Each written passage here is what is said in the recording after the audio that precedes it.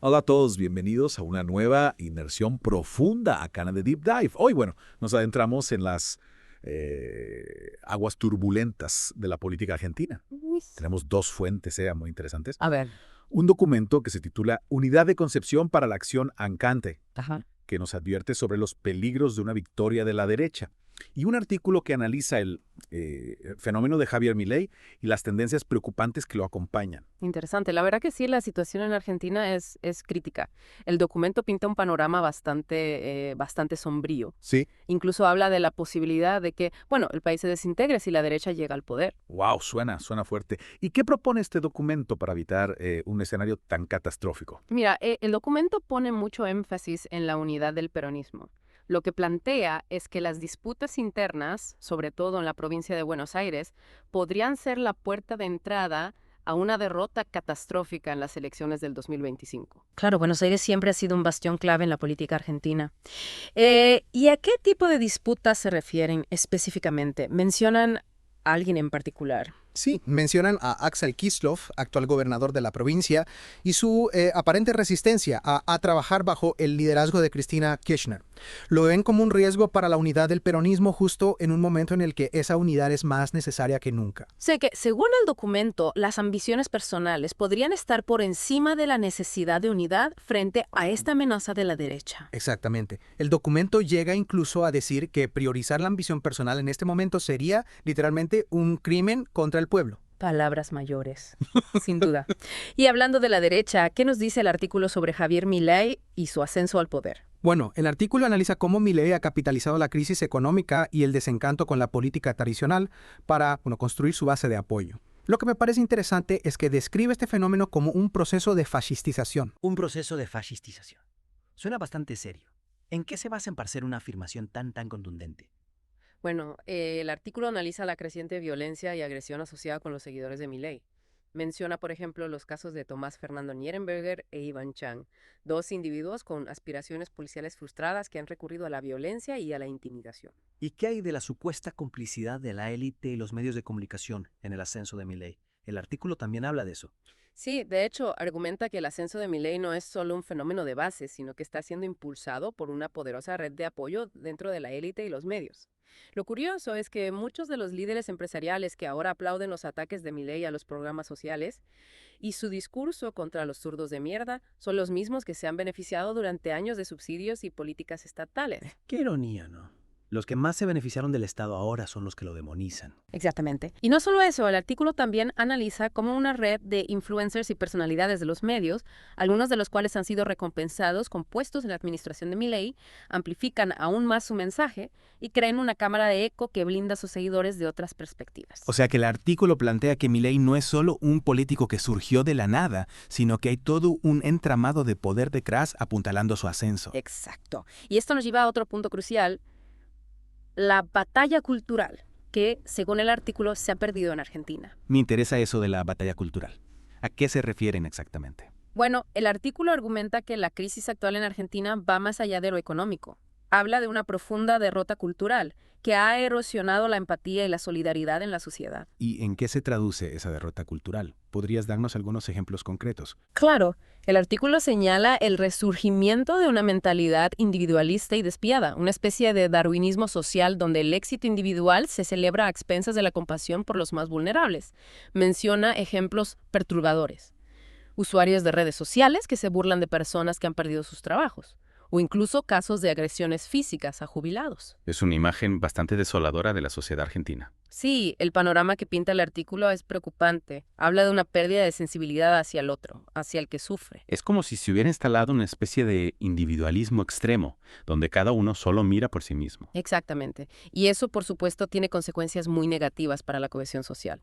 Y aquí es donde entra en juego la retórica de Milei, que se nutre de este clima de individualismo y resentimiento. Claro, hemos visto cómo Milei utiliza un lenguaje bastante agresivo y muchas veces sus afirmaciones no tienen fundamento. ¿Qué dice el artículo sobre su retórica? El artículo se adentra en la naturaleza peligrosa del discurso de Milei, analizando cómo utiliza la desinformación y la manipulación emocional para consolidar su base de apoyo. Habla de la repetición constante de estadísticas falsas y narrativas fabricadas sobre la historia de Argentina, a pesar de que, bueno, estas han sido desmentidas en numerosas ocasiones. Es cierto, Milei ha sido criticado por sus afirmaciones sin fundamento. ¿Y qué dice el artículo sobre la reacción de sus seguidores a estas críticas? Lo que describe es bastante preocupante. El artículo habla de cómo los seguidores de Milei aceptan ciegamente sus afirmaciones, incluso cuando se les presenta evidencia contradictoria. Es como si la emoción se impusiera a la razón. Es un fenómeno que se ve en muchas partes del mundo, no solo en Argentina. Así es, y es algo que debemos analizar con cuidado. Porque si la gente deja de creer en los hechos, en la verdad, la democracia se vuelve muy vulnerable. Totalmente de acuerdo. Bueno, y volviendo al documento inicial, ¿qué podemos destacar de sus conclusiones? El documento termina con un llamado a la acción, instando a un frente unido contra la creciente marea del fascismo. Habla del avance de la maquinaria de guerra de cuarta y quinta generación, una frase que destaca la naturaleza compleja y multifacética de los desafíos que enfrenta Argentina. Suena bastante complejo eso de la maquinaria de guerra de cuarta y quinta generación. ¿Podrías explicarnos un poco más a qué se refiere el documento? Claro, básicamente se refiere a que la lucha ideológica actual no se limita a lo político o lo militar, sino que se libra en múltiples frentes. En lo económico, en lo comunicacional, en lo cultural, incluso en lo judicial. Es una guerra por el control de las mentes y los corazones, donde la desinformación y la manipulación juegan un papel central. Es una guerra donde se busca instalar una forma de pensar, una visión del mundo, utilizando todas las herramientas disponibles. Y en ese sentido, el documento nos advierte sobre la gravedad del momento histórico que vive Argentina, ¿no? Sí, sí, totalmente. Esta maquinaria de guerra, digamos, busca socavar los cimientos mismos de la sociedad. Y lo que me parece interesante es cómo conecta este peligro del fascismo con esa derrota cultural de lo que hablábamos antes, ¿no? Esa pérdida de valores como la empatía y la solidaridad. Claro, claro. Es como si esa erosión de la empatía, esa falta de solidaridad, creara un caldo de cultivo perfecto para figuras autoritarias como Milei. Exactamente. La sociedad, al perder esos valores básicos, se vuelve más vulnerable a la manipulación, al discurso del odio. Y esto se ve reflejado en los ejemplos que mencionaba el artículo, ¿no? Usuarios de redes sociales burlándose de gente que pierde su trabajo, agresiones a jubilados. Es realmente preocupante ver cómo la falta de empatía se traduce en acciones concretas, en violencia hacia los más vulnerables. Totalmente. Esos ejemplos nos muestran que la pérdida de la empatía no es solo un concepto abstracto, sino que tiene consecuencias reales y muy peligrosas. Y lo que es aún más preocupante es que estas actitudes se están normalizando, como si fueran algo aceptable. Tal cual. Nos estamos acostumbrando a la agresión, a la falta de respeto, y eso nos hace perder la capacidad de indignación, de reaccionar ante la injusticia. Y eso es precisamente lo que buscan quienes promueven el odio y la división, ¿no? Que nos resignemos, que aceptemos la violencia y la desigualdad como algo inevitable. Sí, sí. Buscan que nos acostumbremos al miedo, a la desconfianza. Y en ese contexto, el discurso de Milei, con su carga de agresividad y desinformación, encuentra un terreno fértil para crecer. Explota esa frustración, esa rabia contenida en una parte de la sociedad, y la canaliza hacia sus propios fines. Claro, él se alimenta de eso y lo hace utilizando técnicas de manipulación bastante efectivas, como la repetición constante de mentiras, la apelación a las emociones. Exacto, Milei no se basa en argumentos racionales ni en propuestas concretas, sino en la creación de un enemigo imaginario al que hay que combatir. Ajá. Un enemigo interno. Y en ese proceso, la verdad deja de importar. Lo que busca es generar miedo, resentimiento, odio. Claro, es una estrategia que busca dividir, polarizar. Y lo que a mí me llama la atención es que sus seguidores parecen inmunes a las críticas, a los desmentidos. Es como si vivieran en una realidad paralela, ¿no? Donde los hechos no importan, solo las emociones. Bueno, el artículo habla de la creación de una cámara de eco, donde los seguidores de Milei solo se exponen a información que confirma sus creencias, sin importar si es verdad o no. Y en esa cámara de eco, las mentiras se repiten hasta convertirse en verdades incuestionables. Es un fenómeno que vemos también en las redes sociales, ¿no? Los algoritmos nos muestran solo la información que coincide con nuestros gustos y preferencias, creando burbujas informativas donde es difícil confrontar ideas diferentes. Totalmente. Las redes sociales, si bien pueden ser herramientas muy útiles para la comunicación y el debate, también pueden contribuir a reforzar esa visión sesgada de la realidad. Claro. Nos aíslan en nuestras propias burbujas ideológicas. Y al final, si cada uno vive en su propia burbuja informativa, el diálogo se vuelve imposible. Y sin diálogo, sin la posibilidad de confrontar ideas y debatir argumentos, la democracia se debilita. Es fundamental que haya diálogo, intercambio de ideas, confrontación respetuosa. Si perdemos esa capacidad, la sociedad se fragmenta y se vuelve más vulnerable a la manipulación. Totalmente.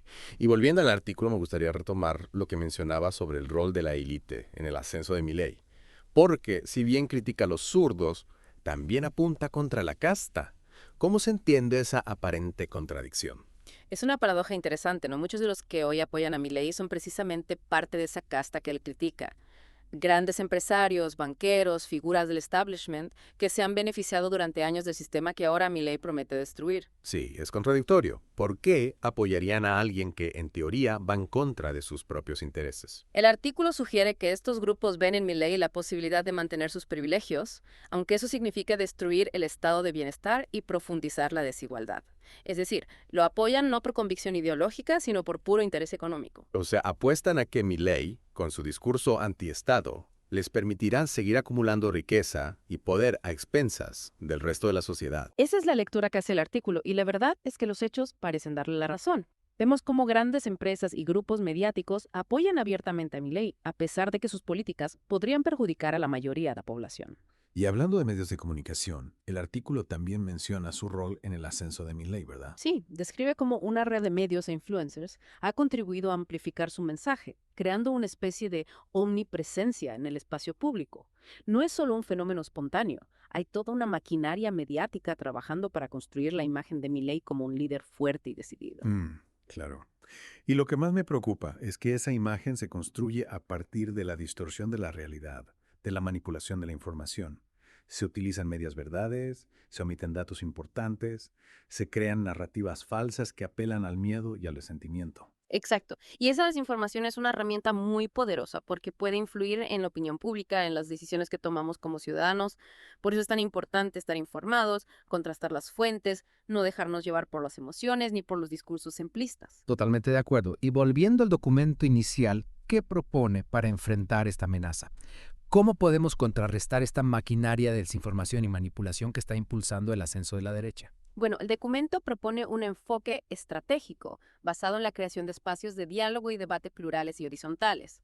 Es decir, no se trata solo de luchar en el terreno político, sino de involucrar a toda la sociedad en un debate amplio y profundo sobre el futuro del país. ¿Y eso qué significa en la práctica? ¿Cómo podemos, como ciudadanos, participar en esta lucha contra la desinformación y el autoritarismo? El documento habla de la importancia de la organización, de la movilización, de la creación de redes de solidaridad y apoyo mutuo. Se trata de recuperar esos valores de empatía y solidaridad que se han perdido, de construir un frente común contra el odio y la intolerancia. Y para eso es fundamental informarnos, debatir, compartir ideas, organizarnos en nuestras comunidades, participar en espacios de activismo social y político. Es un desafío enorme, sin duda. Pero también es una oportunidad para reconstruir el tejido social, para fortalecer la democracia, para construir un futuro más justo e igualitario. Sin duda, es un momento crucial. El futuro de Argentina está en juego y depende de todos nosotros construir un futuro mejor. Exacto. Y el documento que estamos analizando nos ofrece algunas pistas, ¿no?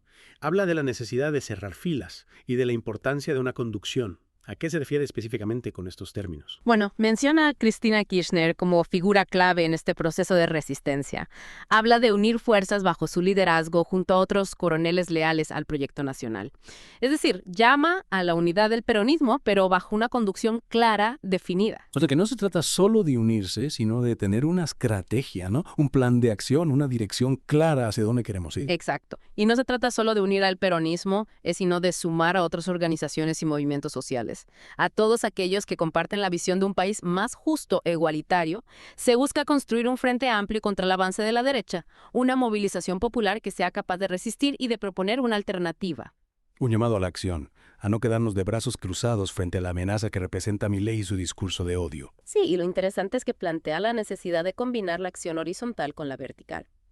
Por un lado, habla de crear espacios de debate plurales y horizontales donde se puedan discutir ideas y estrategias, pero también subraya la necesidad de una acción vertical, es decir, de una conducción que pueda llevar a la práctica esas ideas, esas estrategias.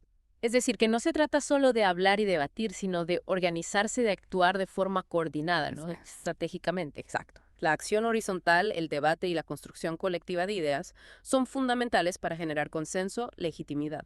Pero también necesitamos una conducción clara, una dirección que sea capaz de traducir esas ideas en acciones concretas, efectivas. Y ese liderazgo, según el documento, debería recaer en Cristina Kirchner. Así es, la presenta como la figura con la experiencia, la capacidad, la legitimidad para liderar este proceso de resistencia. Claro, esto no significa que no haya espacio para el debate, para la crítica, pero sí se reconoce la necesidad de una conducción fuerte, unificada en un momento tan crítico. Y más allá de la figura de Cristina, ¿qué otras herramientas propone el documento para enfrentar este desafío? Porque no se trata solo de política, ¿verdad? Habla del avance de la maquinaria de guerra de cuarta y quinta generación. ¿Podría recordarnos a qué se refiere con eso? Claro, con esa frase busca destacar la complejidad del escenario actual. La lucha ideológica se libra en múltiples frentes, en lo económico, en lo comunicacional, en lo cultural, en lo judicial, incluso en lo militar. Es una guerra que va más allá de las armas tradicionales, una guerra por el control de las mentes y los corazones. Y en esa guerra la desinformación juega un papel central, ¿no? Como decíamos antes, Milei y sus seguidores se basan en la manipulación, en la distorsión de la realidad para construir su discurso de odio, de resentimiento. Exactamente. El documento habla del dispositivo político, comunicacional, cultural, que busca imponer una visión del mundo, una forma de pensar, de actuar. Y en ese dispositivo, los medios de comunicación, las redes sociales, juegan un papel fundamental. Es decir, que la batalla por el futuro de Argentina se libra también en el terreno de la información, de la cultura, de los valores. No se trata solo de ganar elecciones, sino de construir una sociedad más justa, más solidaria, más democrática. Así es. Y en esa batalla, todos tenemos un rol que jugar.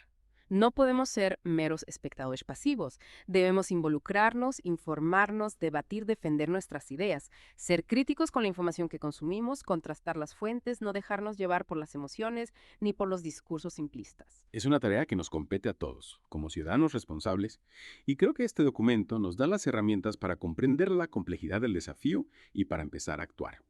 Nos llama a la reflexión, a la acción, a la esperanza. Exactamente. Nos invita a pensar críticamente sobre el momento histórico que vive Argentina y asumir nuestro propio rol en la construcción de un futuro mejor. Nos recuerda que la democracia no se regala, se conquista y se defiende día a día. Bueno, creo que con esto hemos cubierto los puntos más importantes de nuestro análisis. La situación en Argentina es compleja, desafiante, pero también hay espacio para la esperanza, para la acción colectiva, para la construcción de un futuro mejor. Totalmente de acuerdo. El futuro está en nuestras manos, depende de nosotros construir la Argentina que queremos. Muchas gracias por acompañarnos en este viaje por las turbulentas aguas de la política argentina. Esperamos que esta inmersión les haya servido para comprender mejor la complejidad del momento que vivimos y para reflexionar sobre nuestro propio rol en la construcción del futuro. Gracias a vos por la invitación. Ha sido una conversación muy enriquecedora. Gracias por escuchar Geopolítica, un podcast de Enrique Aureli. No olvides compartirlo y apoyar nuestro trabajo. Hasta la próxima.